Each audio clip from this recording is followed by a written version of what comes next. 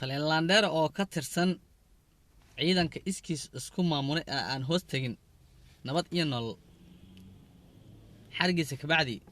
waa sidee deegaankiisa xilli uu warmayay warbaahinta RTN iyo qaybo kale oo kamid ah warbaahinta Soomaaliya ayaa wuxuu yiri sida tan andheero banaanka ku dhacay maadaama aan naqday oo banaankan ku soo dhacay ilaa ummadan aan ku soo dhaweynay saas darteeda nabadii nolol muxuu ahaa waa ii quuri weysay macne muddo bil ah oo uu xirnaa isbedel jismi ayaa ku dhacay Muuse Muudi Cabdulle Raamoole oo caan ku ah Taliyaandheer muuqaal ka duwan kii hore ayuu yeeshay kadib markii uu iska jaray timo dhaadheer oo dadka baqdin gelin jiray waxa uu sheegtaa inuu yahay gudoomiyaha aaga deegaan dalxiiseedka Baydhaxan oo 17 kiiloomitir qiyaas ahaan dhanka koonfur kaga beegan magaalada caasimadda ee Muqdisho 7 Abriil ayaa la xiray waxaase dib uu helay xorriyadiisa 7 bishii May waxa uu madcelinayaa dadkii ka qayb qaatay siideentiisa iyo taageerayaal badan oo uu sheegay in bartiisa Facebook uu ku leeyahay shacabka waa shacabkii waa kuwa taageeray oo soo daayay oo mar walba garabkayga taagan waxaana xambalyo halkan uga diray oo qaasa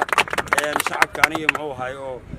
labada dhinac iga taagan mar walba waa aabe 4 caruur leh waxay u kala joogaan magaalada Beledweyne gobolka Hiiraan iyo degmada Afgooy ee gobolka Shabeellaha Hoose ciidamo uu hogaamiyo ayaa shaada sare ka ilaaliya deegaankan wax talisa kama tirsana dadka halkan u soo dalxiiska qaarkood ayaa wax u gartaa amniga guud ee deegaankan aniga uu hoos yimaada ciidanka meeshan joogo deegaankan joogan waa ciidan aniga aan aqaano hali oo kuwii laba aan dhigi karo oo urur gaaray waa ciidan maxmuud deegaan waa shaqo kuma laha dawladda xataa shaqo kuma laha ciidanka sanad ka hor dadku waxay u dalxiistagi jireen xeebta Jasiira balse 2019 ayuu ii sheegay in uu u jeexay dhabooyin la maro dadkuna uu yeeray inuu u dalxiistagaan maantana waxay kamid tahay meelaha dhalintu ay aad u xiiseyso in ay ku dalxiisaan sanad hadda la soo dhaafayo 2019 aan muxuu ahaa dalxiiskan dib u soo nooleeyay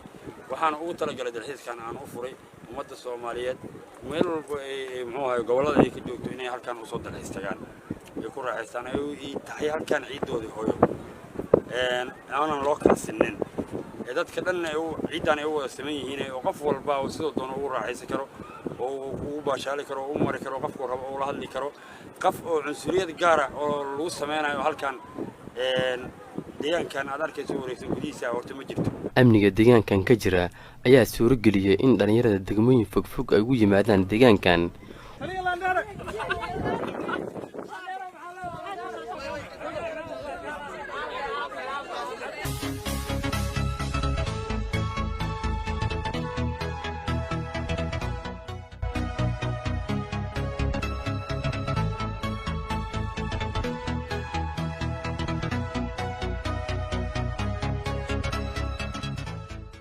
waxaase jira in dhalinyarada halkan yimaada ay aad u daneeyaan in ay sawiro la galaan maxay tahay sababta awal iyo hadda kaafi kal dheeriyeed awal adigu qofkii soo ahayd markaas tin dheer oo lahay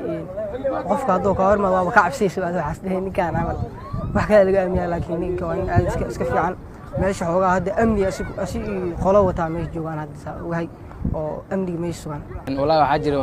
meel badan oo lagu dalxiis tago meeshan Baydhaxan waxa ku xisho waxa u imaadaan in la yiraahdo Laandheero Muuse marka banaanku arkay horta oo Raamoole ah waxa ka cabsanaya cabsi oo ka kanada ku arkay ma ku dilaysay laakiin marka intii imaadeen habi oo kula sheekaysaa oo dad jecel oo waxa waaye dadka la dhaqmi karo waxaan ka aaminsanaa nin horta markii wajigiisa aragto oo ka duwan yahay dadka kale kadib markii timihiisa raamo iyo waxaas uu sameeyay waa laga cabsan jiray hadda laakiin farqi weyn oo u dhaxeeyo markii waji ka waji asu arkaysiin iyo markii baraha bulshada ku arkaysid Laandheer la markii ka arkeen magaalka oo social media marka ka arkeen dadka waxay nagu dhaayeen nin oo baalo dadka dilay waxaas ay naga aaminsanayeen marka hadda la imaan nin caadi oo bashaasho hadda arkabo nin aad u qorxoon oo ahaaba marka social media ka arkayeen waxaas dhaayeen ninkan wallahi billahi caadi dadka kala qala wallahi habigiiga muxuu ahaa qof walba habigiisa waa la qaybsadaa qofkii farxad ila soo doonto farxad waa la qaybsadaa waxa uu aad u isticmaalaa baraha bulshada oo marar badan Facebook-giisa kula hadlo kumanaan ugu xiran waxa uu caan ku yahay wadoodaha shanta Soomaali hadda kama tirsan wax talisa balse sida uu sheegay waxuu ka tirsanaan jiray guutadii 15aad ee ciidamada xoogga dalka dowladdii alla u naxariistay cabdulaahi yuusuf haajir abduqaadir artin TV